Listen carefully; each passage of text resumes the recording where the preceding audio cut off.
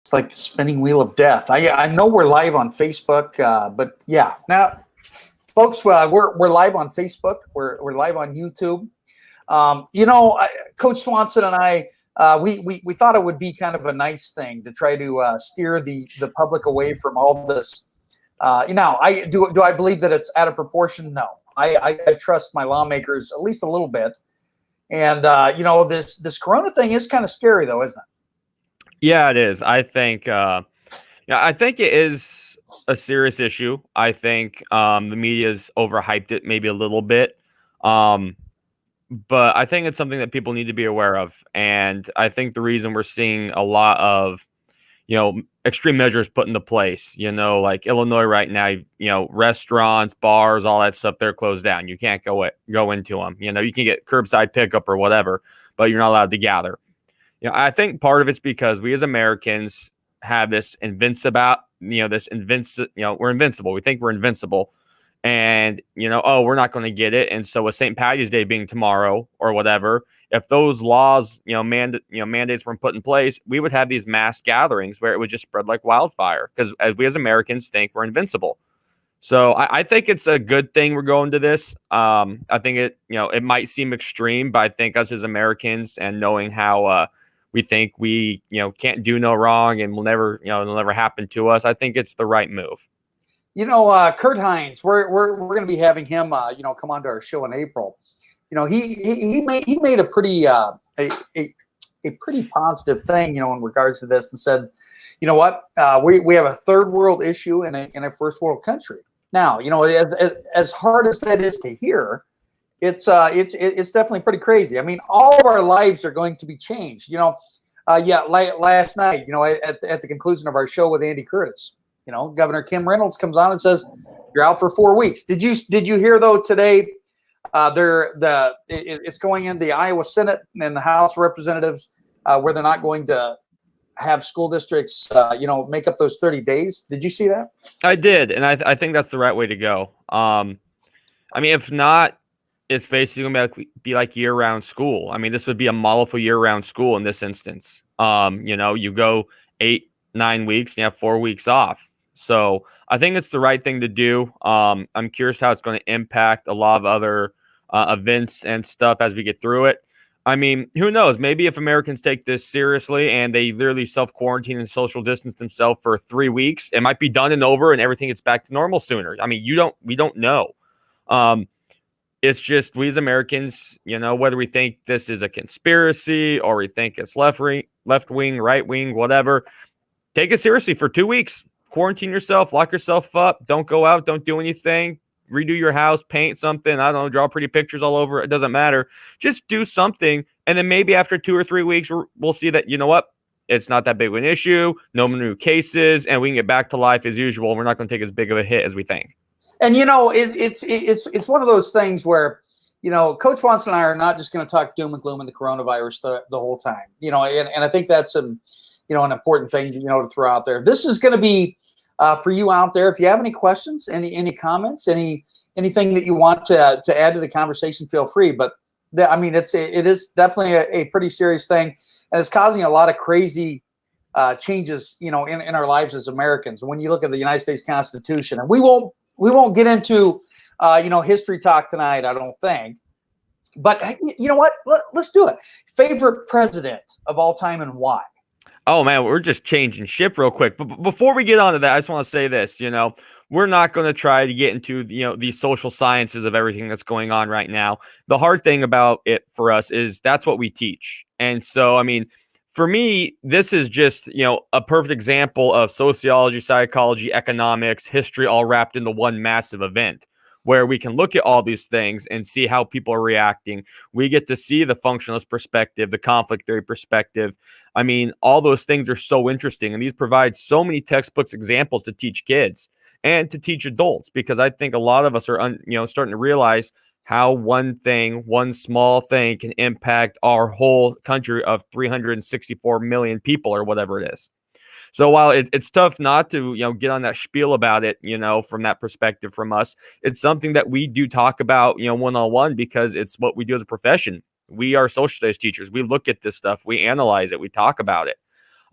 So it's an interesting perspective. It's an interesting time to be alive, that's for sure. And we'll take many lessons back to our, I'll take many lessons back to my economics class and my sociology class regarding this. Definitely government. I mean, this is we're in uncharted territory. We are. But as for favorite president, that's a tough one. I'm a big Teddy Roosevelt fan, which I feel like most history teachers are big Teddy Roosevelt fans. I mean, I don't know if I've met one that says Teddy was awful. I like Teddy. I think JFK, if he wouldn't have been assassinated, might have been the greatest president ever. I think he had a lot of great plans in place. But also, I got to throw out Nixon, even though he was impeached. But he opened up trade with China, and I don't think any other president could have done it during that time period. I have to add on. Nixon, as tricky as he was, he got caught. Okay, his hands in the cookie jar. It was one of the worst things to ever happen, in the history of the United States. But had he not gotten caught, he was probably the greatest foreign policy president alive. Oh, I would agree with that. Like I said, I don't think any other president could have gone to China and did what he did. One thing I will notice, and people take note, as I've seen on Twitter a bunch of people posting about how they've started homeschooling and whatnot. And I just keep thinking it's hilarious how people are saying, I don't know how teachers do it. I don't know how teachers teach. They need to be paid like CEOs, or they need to be paid millions, which I know that's unrealistic. But, for those you parents, people are trying to homeschool your kids or whatever, it's difficult. It is. Teaching is not easy. Imagine having not just like one of your kids in there, but like 30 kids in there, all different needs and different levels. So it's unfortunate. We're in a strange situation, but this is definitely interesting. Yeah, and we live in a this advanced technological savvy community, and we're learning more and more. I mean, like yourself. I mean, you got me to utilize this thing called Common Lit, which, by the way, is pretty lit, guys. I'll just isn't that a term, lit? It's a term. Not a good term though. I mean, I am old. I realize that, but. But yeah, it's one of those things where we're going to have to put our heads together and figure out how we're going to, to continue to garner knowledge and fight through all this stuff. Now, the first news, or the first item that I want to throw out there, is the plethora of biased or absolutely wrong, garbage, satirical stuff that's shared on Facebook, Twitter. It's even in the news sometimes, and they have to catch themselves and retract later. But I mean, come on! How do you go through this absorbent amount of junk? I don't. I mean, let's be honest. I get frustrated looking at stuff on Twitter, and I don't care if you're right, left, middle, circle, whatever. I mean, it doesn't matter. You look at it, and I mean, for example, I saw a post. I think it was Friday on Facebook about how, this one doctor, a picture of a doctor and his, thoughts on, the coronavirus and blah, blah, blah. 15 minutes later, same article, different doctor, picture of a doctor. It's just, people want to make things up so they can feel special. Like, I made this up and it went viral and it got shared 300,000 times. Look how special I am. I think that's part of it. And that's the downfall of social media. But I also think that people are so ingrained into their political beliefs, because I think this is where a lot of it stems from, to their political beliefs, that no matter what comes out, no one knows what's true. And let's be honest, it doesn't matter if you're right or left, you're skeptical of the other side. And if you're moderate, you're skeptical of both sides. You really have no idea what to believe. One party says this, the other party says the exact opposite. Where is the common ground? Why can't we honestly just stop all the nonsense? Stop trying to, well, I don't like this side. I want to get him impeached. I hate this person. Is it helping us as Americans, as everyday common Americans? Are they truly helping us? No. So let's just stop with the nonsense, people. Let's stop with the social justice warrior nonsense.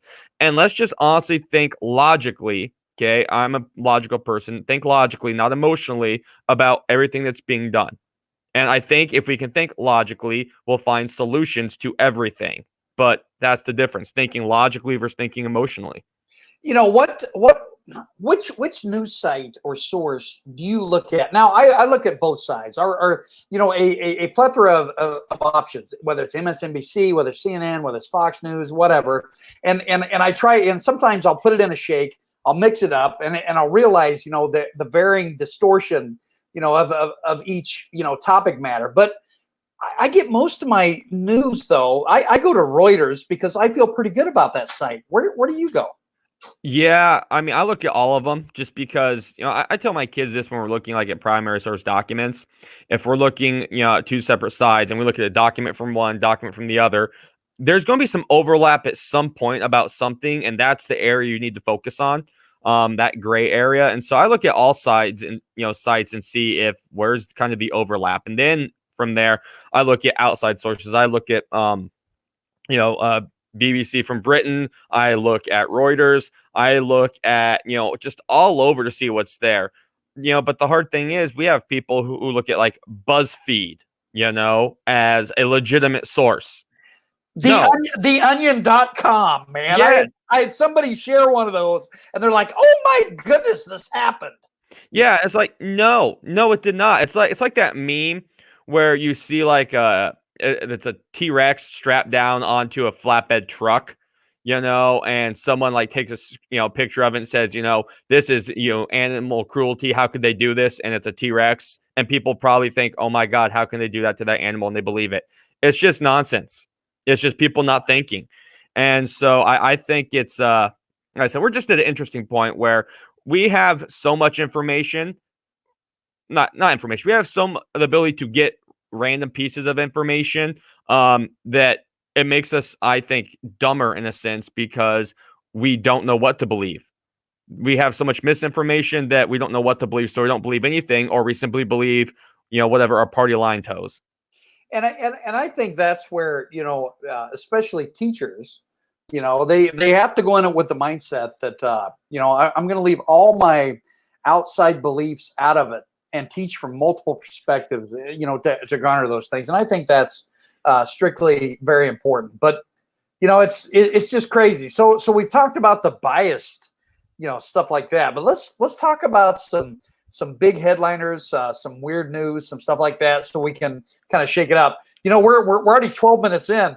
I don't know how Chris Dewar can get so many sports in like 8 minutes. I don't know how he does it. That man's a miracle worker. We all know that. There's only one Chris Dewar. He's amazing. Oh my goodness, it's crazy. Well, I got a picture up there. Can you tell me who that is, Coach Swanson? Pete Rose? Yes. We folks, we're as coaches, all right, we're sliding into uncharted territory. Get it? We're sliding. And it's just one of those things where we're trying to get on base here, and we're trying to share something, to get rid of some of the rigmarole that's causing a lot of distortion. Now, that doesn't go to say that you shouldn't be informed and this, that, and the other. And I don't mean to do that or say anything negative in any mannerism, but I do want to throw this out there. Coach Swanson, I think Pete Rose should be in the Hall of Fame tomorrow. I agree. I think if you're not going to take away the Astros title, he deserves to be in the Hall of Fame. I mean, he bet. He was betting. Everything he did on the field was 100% legitimately him. Why? Why are you keeping him out when everything he did was him? What, he tainted the game? Guess what? Most people nowadays don't even know who Pete Rose is or what he did. But what they do know, if anything, are his statistics. So let's just get over this. He hurt the game so bad or blah. No, he didn't. He's fine. Let's move on with it. Let's get over it. It's holding a silly little grudge. That's all it is. Now, scale of 1 to 10, 10 being really, I mean, it's like severe, and 0 being it's not that big a deal. In a scale of 1 to 10, how much are you going to miss baseball here? It's not going to start up till June, it looks like. You know me. I'm not the biggest baseball fan, but I'll be honest, if baseball was going and there's no other sport to watch, I would watch a lot of baseball because I just love sports. I mean, I was even saying that, I'd even end up watching soccer or golf. Sports I don't care to watch at all at any point in my life if there's nothing else on. So in all honesty, with baseball being the sport that's most likely to come back first, I think probably I'm going to put like 10. I want some sports. I want some action. I want some competition. I feed off of competition, playing it, watching it, whatever. So 10 at this point. Yeah, I would tend to agree with you there. Okay. So I do want to talk about, kind of some things that are going around, and I'm going to get your insight on this. You ready? Oh, let's do it. Okay. Okay. Here our weird news segment, folks. All right. Okay. Let's see here. I want to dig through here. Okay. All right. Man who filmed himself licking ice cream tub gets jail time. Yeah, better been some dang good ice cream. How much jail time? That's all I gotta say. And did he put it back in the freezer? Well, here's the small portion of that. The 24-year-old Texas man was sentenced to 30 days in jail for posting a video showing himself removing an ice cream container from a Texas market freezer, licking the contents, and returning the container to the freezer. Don't you check to see if the container's manipulated when you're buying stuff at stores? All the time. All the time. I'm not one to preach violence, but in my opinion, instead of getting 30 days jail time, just a solid punch to the face would work. I'm sorry. Let's get rid of some of this nonsense jail time. Just a solid punch to the face by one of the biggest cops. I think that would serve enough. She's going to remember the punch to the face. Oh my goodness.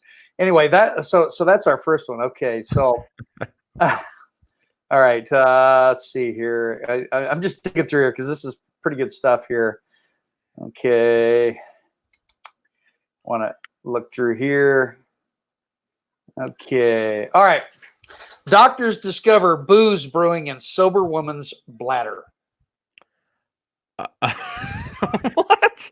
Seriously, doctors discover booze brewing in sober woman's bladder. So does that mean she's like constantly feeling intoxicated? If that's the case, I mean, I guess if that's someone's go-to, I mean, that's a cheap date, I suppose. But stop it!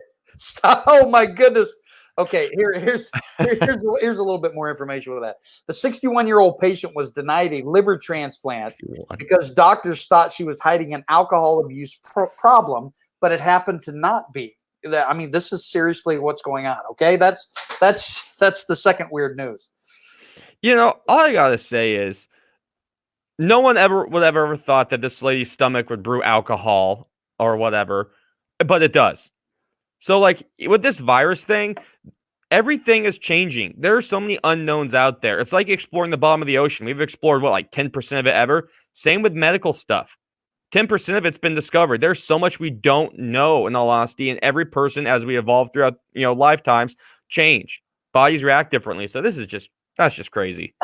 All right. You ready for the next one? Yeah, let's hear it. All right. I mean, I can see you rolling over there. Anyway, SOS.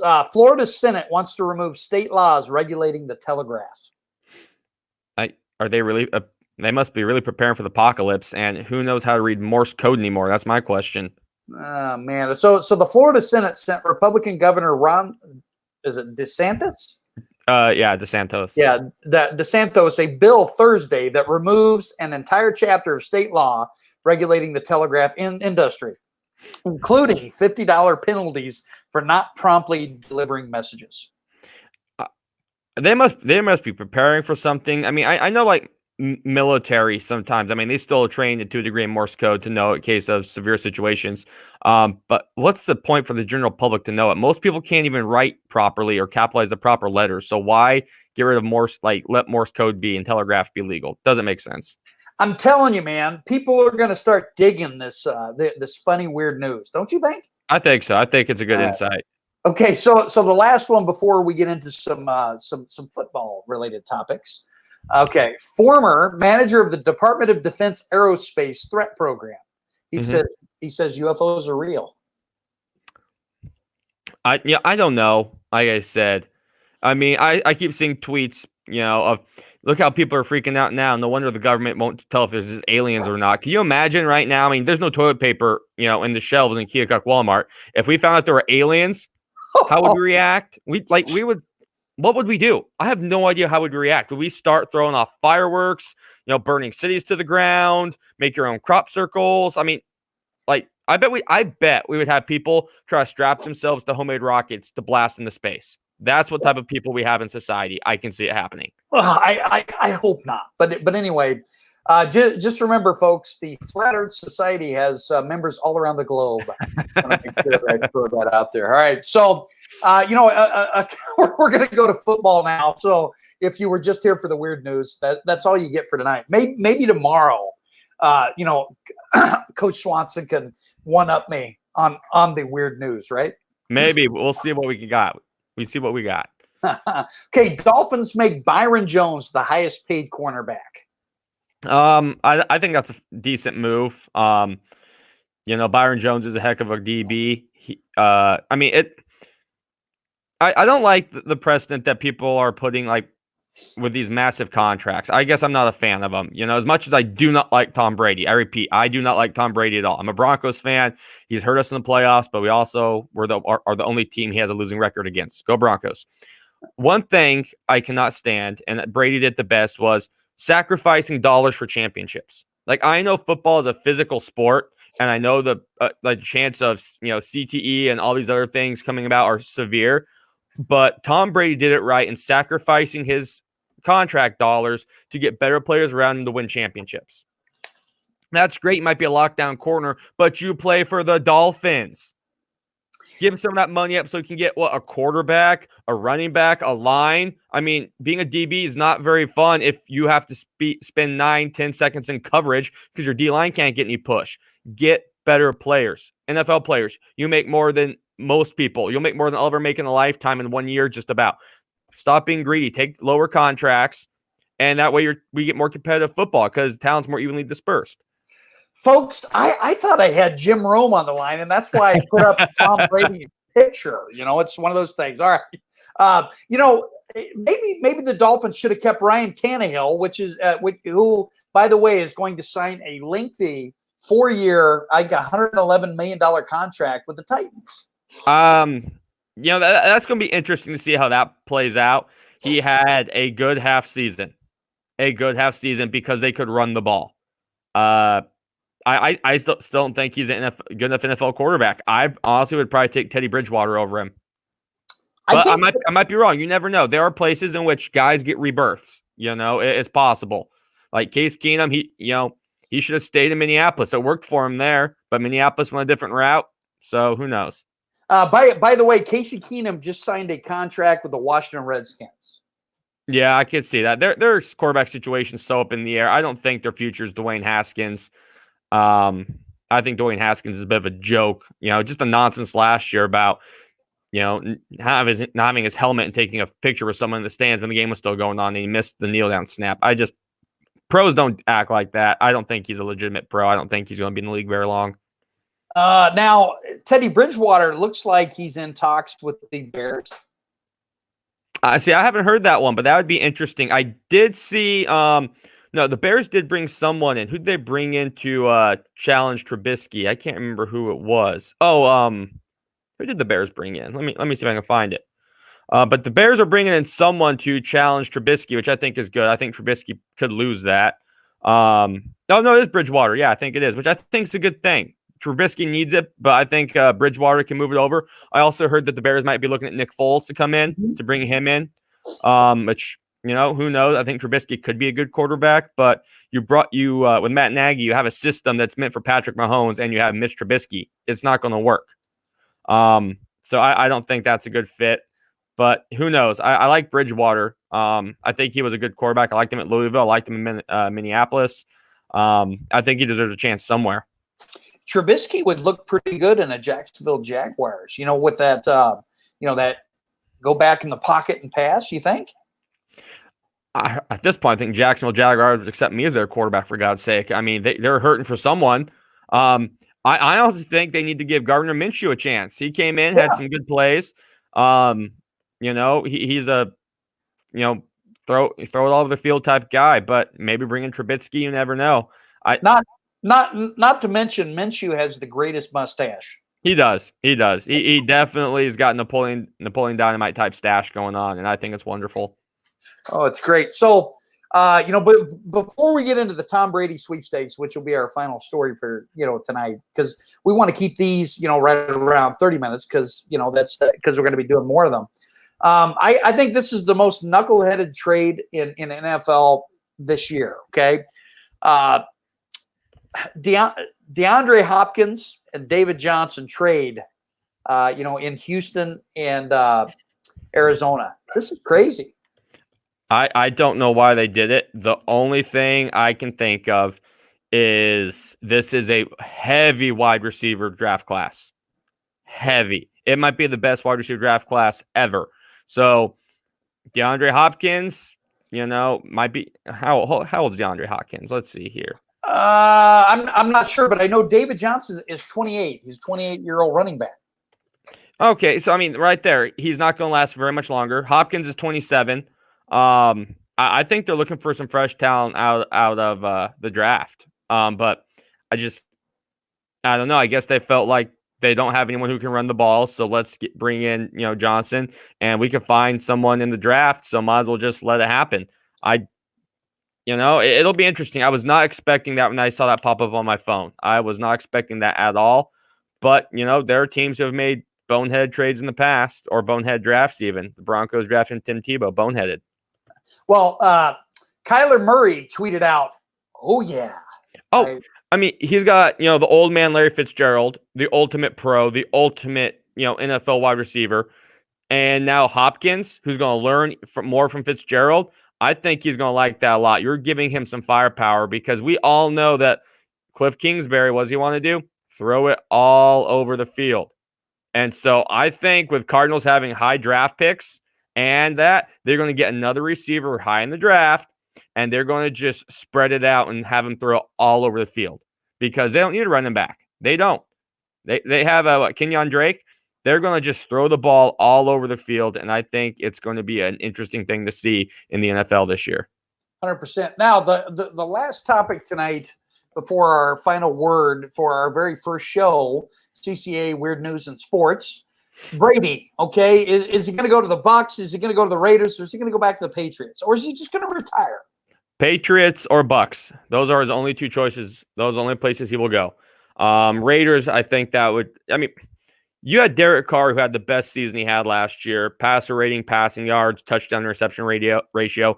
Why? He's young, okay? And it was, his second year in John Gruden's system. He's only going to get better. Brady, you bring in Brady, and then you have to draft someone else to learn from Brady from, a year or two? And they just don't have the weapons that Brady needs. And you're in a division with Patrick Mahomes, and Denver Broncos could be up and coming. They could get second in the division now. I mean, and he's in the AFC in general.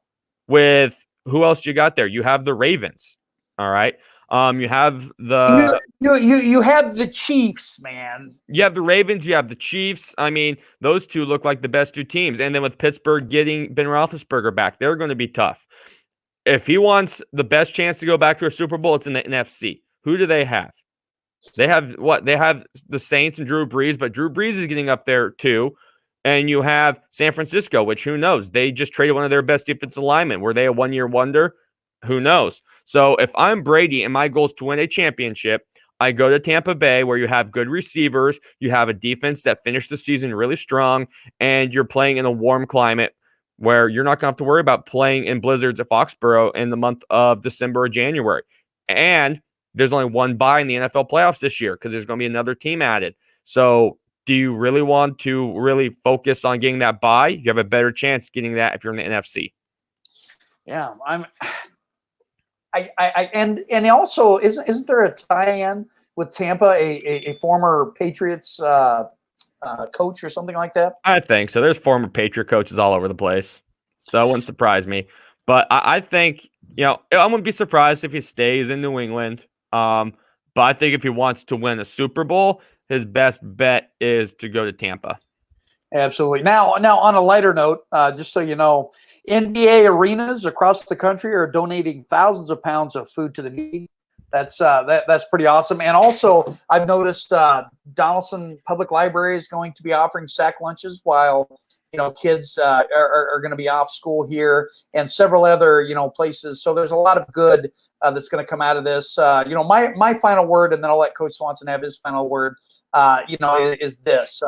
You know what? Just take everything with a grain of salt. Listen, to the precautions, and we'll get through this thing very fast. But the thing is we cannot be selfish. We have to be a part of the team. You know, I'm throwing this out there like a coach. If we can be good teammates and we can be positive and we can help one another, be there for each other, things are going to be just fine. You know, that's, you know, I couldn't agree more, Chuck. You know, I'll just say this. I saw this tweet the other day, and I think it's, you know, very true to our situation. In times of chaos, in times of pain, in times of troublesome, look in the background to who's helping, who's rushing in to help the situation. And I think right now, you know, with everything that's so negative in the media all the time, you know, now it's the coronavirus. There's been nothing but that, you know, or, you know, politics. Look at all the good that's being done by the people of this country. Look at how many people are stepping up to help others. Look at how many people are literally volunteering to say, hey, if you need something, let me know. I'll go get it for you, especially if you're elderly. If you need help with your kids, let me know, because us teachers, our lives is all about the kids, you know? And so I'm thankful we work in a wonderful district with a wonderful superintendent and principal that's where our values reside, and that our first priority is the kids, and that's what we're looking out for. And then we're looking out for the community too. So, you know, it's going to be interesting to see what happens when you and I get called back into the building to see what's going to take place the next few weeks. But just know, everyone, that, you know, we're always thinking about, you know, the kids, the community. And if there's anything anyone needs, please let us know. And, you know, I just put up the email up there. It's coachingcultureandathletics@gmail.com, coaching culture in athletics@gmail.com. Hit us up if you need anything. We're also here to help and volunteer as we go. I would guess that you'll hear you'll have another short, you know, sometime this week. Just stay tuned. Be sure to follow us, share us, like us, and we'll try to get you out some great content this week. Take your mind off what's going on. Lots of love, folks. We're out.